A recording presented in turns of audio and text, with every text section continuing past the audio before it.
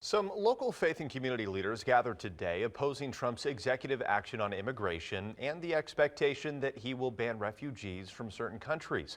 Paul Nelson joins us live after getting both sides of the story. Paul, there are two very different opinions on how immigration and refugees should be handled. Yeah, that's right, Landon. In fact, some Nevadans have already helped bring refugees from Syria, Congo, Afghanistan, and El Salvador. But others say immigrants from countries with high rates of terrorism should go through a tougher vetting process or even be banned, and that immigration laws should be enforced. The fact is that many people who will be most harmed by these measures are some of the most vulnerable members of our society.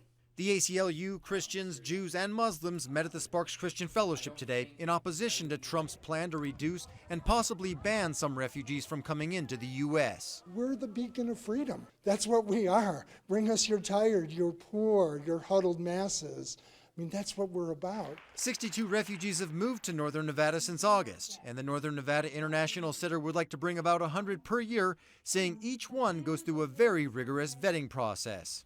The system works. It's just that for some reason we haven't been able to convince a large group of people that the system actually is good. While some agree it is America's duty to take in refugees, they also say it should be done with careful thought. We need to step back a little bit and say, wait a second. Yeah, that's not fair to a couple thousand people in North Africa, for instance, but it's also not fair to 20,000 people that are on the regular immigration rolls that can't get in.